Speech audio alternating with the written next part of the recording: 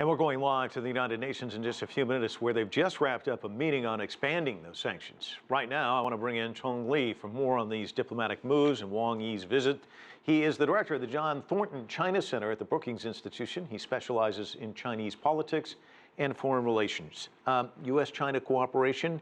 He was here for 3 days. Where do you see this relationship?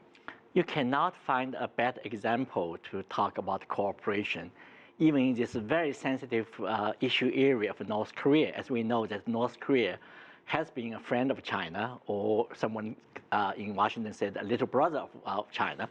But China now wanted to go along with the United States to have economic sanction against North Korea's behavior to develop a nuclear weapon program. China will make it very clear that use all kind of leverage to prevent things out of control. So in this area, and also many other areas like climate change, anti-terrorism, and etc., China wanted to continue to take a role as a responsible stakeholder. So China and the United States are not enemies, unlike someone argue, but rather we cooperate with each other. Our shared interest is much bigger than some disputes, even disputes in South China Sea.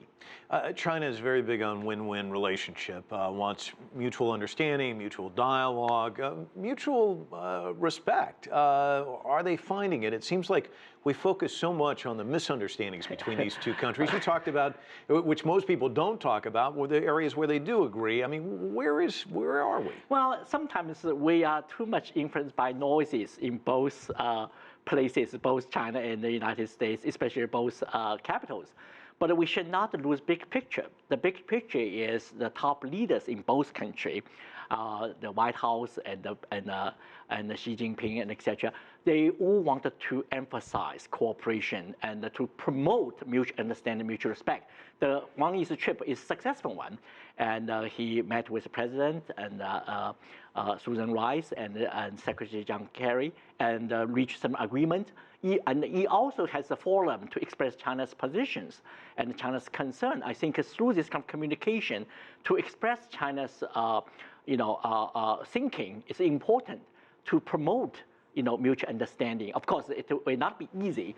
One trip cannot resolve all the problems. There are some serious disputes. But Wang Yi said very clearly, even in South China Sea, no party is really interested in militarization. And we should really calm down to really make that region completely non-militarization. But of course, there's a different standard from his view. But of course, the U.S. has legitimate concern.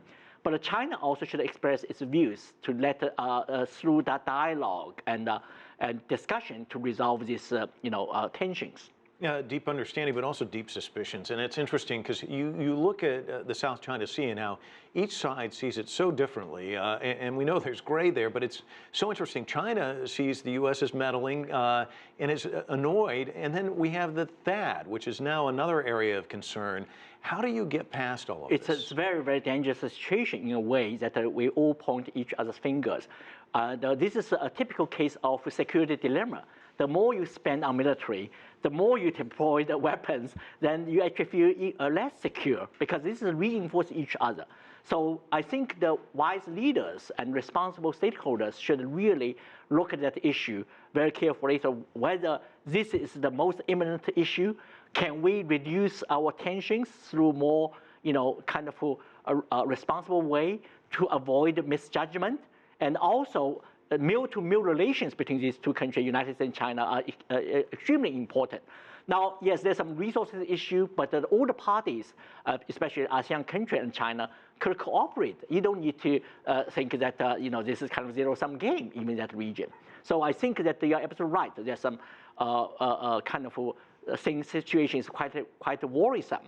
But again, this visit reinforced that we should go through some discussion and understand each other's position, avoid misjudgment, and especially avoid arms race. Arms race is going on in that region. Cheng Li, always a pleasure having you on the broadcast. Thanks for coming in.